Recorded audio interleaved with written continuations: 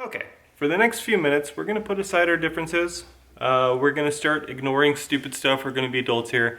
And we're going to talk about this gun that a lot of people have asked me so many freaking questions about. Number one, yes, I'm wearing gloves. You guys have to understand that my new subscribers or people who have never been to my channel before see heavily tattooed people and think to themselves, why does this person have so many tattoos and machine guns? Yes, they can be synonymous things. Number two, I don't want to hear you guys' shit about, oh, why'd you spend so much money on something that's blah, blah, blah, blah, blah, blah, blah. Not for me, hard pass. You know what? You searched this video, you clicked on it because you were interested in this gun. Don't flame me in the comments saying that I'm stupid for buying it. Because obviously, you were interested. You searched for it, you found this video, congratulations. Shut up. So again, really quick, to my non-subscribers, yes, I'm wearing gloves. I have a lot of tattoos. I do not want to distract from this video because there's a lot more important things to talk about. Let me just state this right now. Yes, I have very strong opinions about this gun. My opinions, however, will be different from yours, unless of course you are also an SOT and you are looking to buy this gun for a conversion.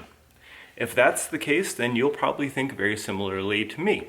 So my talking points on this gun are going to be from the opinion of an SOT and as your average Joe. Someone who's just like, hey, I love HK, really want MP5, this is the closest I'll ever be able to get, is it worth it? Enough babbling, on to the unboxing. There it is, the unicorn. Oh, that's probably upside down for you guys. There you go, the unicorn. Oh, hang on. And it's upside down again. There you go. I have two huskies, disregard the dog hair.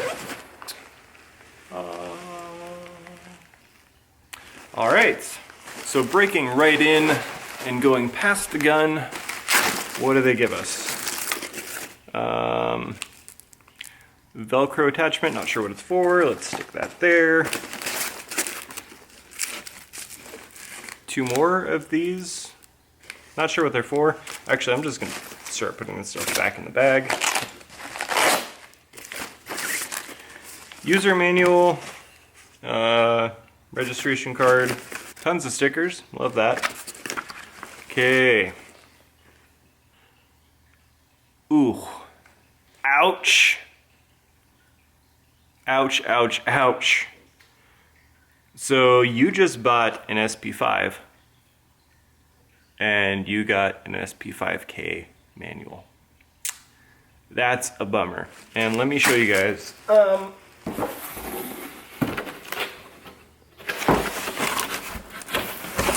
Right there on the box.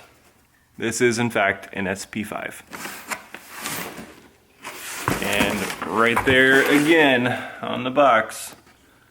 This is in fact an SP5. It's so disappointing that the camera just fainted. So these are in such limited production that HK hasn't even made their own manual for it yet. Black and white photos, laminated-ish. A lot of these photos actually don't look anything like the gun, obviously, because this is not the K. I do have the SP5K. It's cool for whatever it's worth. But let's move on to the actual gun that we're talking about here. Okay, this tool looks familiar. Came with the SP5K as well. However, that's kind of bullshit. My SP5K tool definitely says HK on it. This one does not. So the tool that came with my SP5K, I can pull this out and flip it around. It turns into a Phillips head or a flathead. And then your sight tool in the back. That goes back into there. Okay, so we get one mag in the gun and one extra mag. We also get a bungee sling. This is just bungee cord. Might work for you. I personally wouldn't ever run that, but to each their own, I suppose. Okay, so let's take the gun out. Might be worthy of mention, but if these Velcro straps were actually closed, it would be far too large and not actually hold the gun in place, so that's how they have to go.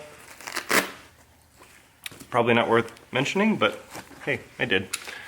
And on to the unboxing.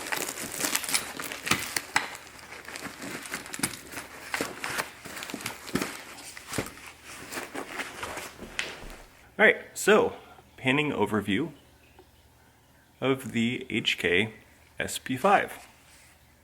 Free dog hair. And again, let me show you guys.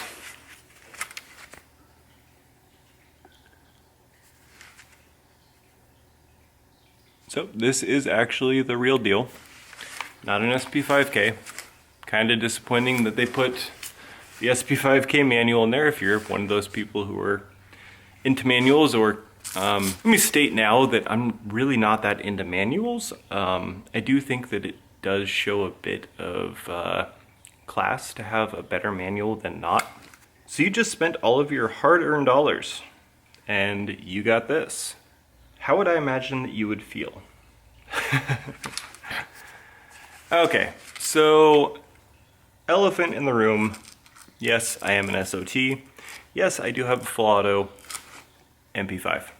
So a lot of people have asked me the question, do you think that this gun is worth it compared to something like a PTR or a Zenith or what have you? I will say that the SP5K did come with a claw mount that would lock on here, so if you wanted to run a red dot, you could. As far as I know now, you would have to go to hkparts.net and buy one, and they're not cheap. Brugger and Tomet makes them, or BNT. So that would be an expensive addition to your already expensive gun.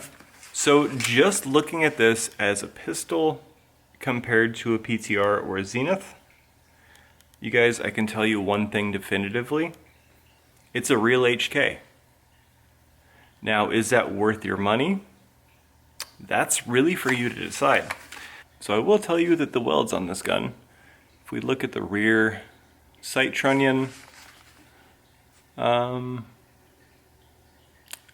could personally do a better job than that, but I'm not going to knock HK for it. You know, they're mass producing guns and trying to make some money. Understandable. It has been rumored that if you were to SBR this, you void your warranty. I think what most people would do is probably go with something like the SP Tactical Brace, or just say to hell with the warranty. I want this thing to be an SBR to look like the real deal. We're going to talk about this one in a second. So let's, for fun, see if the SP Tactical Brace does in fact go on. So right here in the front of the pack, that cutout is where this would rock into the shelf, which negates the need for a forward pin. And I will say it wouldn't have killed them to do a clip and pin job. This one, believe it or not, is actually clipped and pinned. I could drill through it, but I'm going to tell you why I didn't in a minute.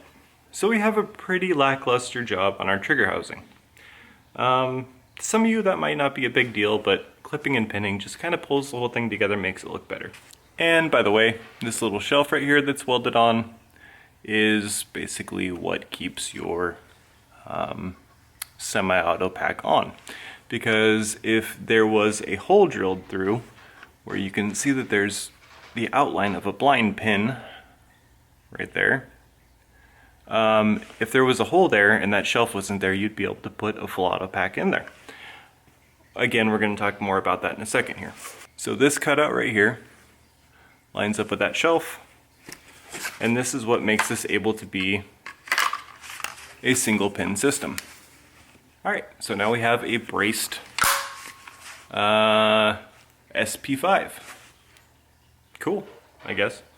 If you think that this is attractive, I personally think it looks like a donkey vagina. I fucking hate. So for the sake of the video and staying in frame, I am going to just put this cap back on. You guys have seen, and I have to do it, haven't done it yet. You guys have seen Tim at Military Arms channel shoot it. He said it's very, very smooth. Check with me, chamber's clear. trigger. I mean, so trigger. I don't know. It feels like an HK. So if you're really hung up on the fact that you want an actual HK, great. So here on our actual HK, I'm gonna tell you guys, there are a lot of provisions. My SOTs out there can see it, that prevent this gun from being fun. Now, yes, I could remove that rail, and I could drill out my front pin, but in doing so, and modifying this gun, that let's say you spent $3,000 on it, you have just created a machine gun. So if you are not an SOT, by taking out that rail and drilling that pin, you just committed a felony. Mandatory minimum sentence of 10 years of butt rape. Not worth it. Don't do it. And if you're an SOT, taking out that piece of metal in order to run a bolt with an actual auto sear trip on it, this is now your machine gun. Okay?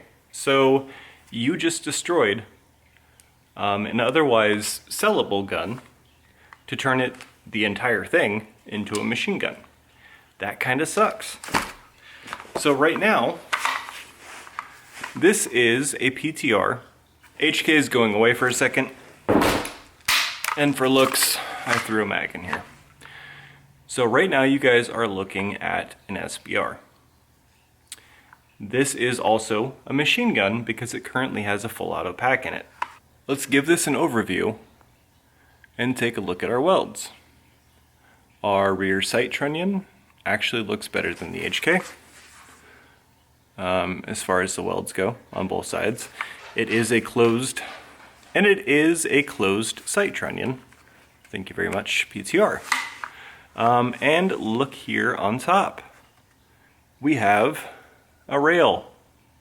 So those of you guys who are like, deal breaker, doesn't have, provisions for a modern optic.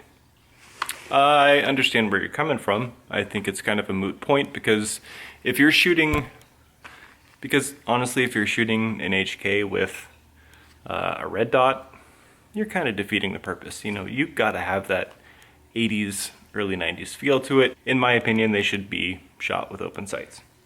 That's just me though. I'm a purist. So mine is covered in carbon and anti-seize, but this is threaded 1/2x28 and a 3-lug system, and it works just fine. This also has no provisions to stop you from doing whatever you decide to do to it. If you want to drop a full auto bolt in here, so against my better judgment a little bit here, I will point out that the PTR does in fact come with a full auto bolt. The SP5 does not, and it has welded in shelves that do not allow the full auto bolt to go in. I tried, doesn't work. So on this gun, I modified absolutely nothing. The serialized portion that makes this a machine gun is the trigger pack itself. As soon as I pull that trigger pack out, this is no longer a machine gun. This becomes just an SBR again. And I did pay the $200 tax stamp to turn this into an SBR. This is my personal pistol, rifle, whatever you want to call it. So for a couple $1,000s less, you have something that comes with the rail, closed turrets, a different name, if that really matters that much to you, and really quickly, go ahead and search for it. I mean, to anyone who ever sees this, is that an MP5? Yeah, it is. Why? Because PTR uses the exact same jigs that HK does, the same paint, the same finish, the same pretty much everything. However, PTR doesn't do anything to circumvent your will should you decide to put naughty parts into this. And again, speaking to my SOTs out there who are doing this lawfully. So my trigger housing is clipped and pinned. I did this myself. Pretty easy to do. So no, that pin is not actually going through anything. I did not modify this gun in any way that would constitute it by itself as a machine gun. So as soon as I take my trigger pack out of here, This is now just an SBR. I can take this and shoot it wherever I want. Not a big deal. If for some reason I dissolve my SOT, if I had made modifications to this gun to be able to be a machine gun that wasn't just simply dropping a trigger pack in, I would have to give this gun up. So enough with the SOT talk. That really doesn't apply to most of you. Sean, I just bought a PTR. Did I waste my money? Should I have held out and waited for the SP5? If you were to take this name off of the side, and I was to look at the welds, to look at the quality, and put the two of these side by side, and you were to hand me $3,000 in cash, and you were to tell me to go through each of these and pick one that I thought was better made, I would hand you the PTR. Do you really want an HK? Is it worth that extra couple $1,000 to you personally? Well, to me it's not. I love HK. I really, really, really do. However, this is not a gun I'm going to keep. Why? Well, I'm very limited in what I can do with it. It's this. How useful is, this as it sits? Collectability, sure. Bragging rights, great. Here's my PTR. Here's an aluminum SP tactical stock. Do not care, do not care. This gun is designed to be shot and beaten and abused and rolled around with and shot from bunkers and shot from the side. And this is supposed to be a fun gun. Now, watch me do that to this. I'm kidding, I wouldn't do that. Why? Because this gun is iconic because it's an HK. Is it better than a PTR? This is where we get down to semantics. Is a Lexus better than a Toyota? To some people, sure. If you are buying the name. Now, what it comes down to me, is everyone, PTR, Zenith, HK, they are all using the same jig. They are all, for the most part, using the same paint, the same finish. The only thing that's different is HK had to go through a bunch of loopholes to make a civilian legal version of their iconic gun, and in doing so, they added a whole bunch of neutered parts. Now, to me, that's a big turnoff. I'm not going to, like I mentioned before, make modifications to this gun and make it no longer valuable. So to me, if you were to ask me to choose between the two, I would buy two PTRs. Or, my money would be much better spent on, I don't know, something like this. And yes, this is also a machine gun. Review as a pistol, maybe sometime soon. And somebody else actually asked me recently, hey, do HK versus B&T? No, I won't. I refuse. Not doing it. Not happening. Buy both. That's my answer. So this actually brings up another really great point for me. This was $3,000. Now, I didn't actually have to make any modifications to this gun. If I was to take this bolt out, which is my registered part, that is the machine gun, this goes back to just being a pistol. Obviously take that off and put the end cap back on, but I didn't destroy this gun by turning it into a machine gun because I didn't have to modify anything to make it, what it is. But as it sits right in front of you, it's a machine gun. Take two pins out, pull my bolt out, put the semi-auto one back in, I could resell this for $2,800 or whatever they're going for. So I didn't have to destroy this gun to turn it into a machine gun, and I can have fun with it both as an SOT and just your average Joe at the range. So, amazing gun, worth $3,000. For the same price, you could get this. That will always just be this. And again, I know that I'm speaking from the view of an SOT, but HK has said, and I actually read it, if you SBR their gun, your warranty is null and void. The other thing too is, well, you SBR a gun, it's now an NFA item, becomes a little less desirable, and people probably aren't going to want to buy it because they have to wait 10 months to a year, or in some cases even longer. So, the HK, should you buy one? If you are an HK purist, and you really, really, really love HK, and you have to have that white paint on the side, and that indentation on the top that says SP5, go for it. To me, no. It is not by any stretch of the imagination worth anywhere near $3,000. PTR guys out there, do not feel bad about owning a PTR. I have never once had a single malfunction with this gun. Running full auto, semi-auto, 3-round burst, you name it, not a single malfunction. Guess how many times I've cleaned it? 0. Not a single freaking time. This gun is amazing. It's worth every freaking penny. If you're a collector and an HK loyalist, by all means, buy it. If it is worth it to you, then what I have to say, completely meaningless.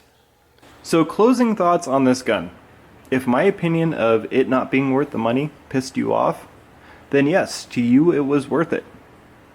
If my opinion of it being too much money relieved you, and you're like, thank God I went with the PTR, then no, it's not worth the money. This is definitely one of those, only you can tell you if it's worth the money or not. It's an HK, it's going to run, it's going to be smooth. Is it going to be smoother than a PTR? That's subjective. I personally do not have enough trigger time behind an HK to be able to tell you. But that said, I will tell you that I've never had a single malfunction with my PTR. So, whatever that may be worth to you.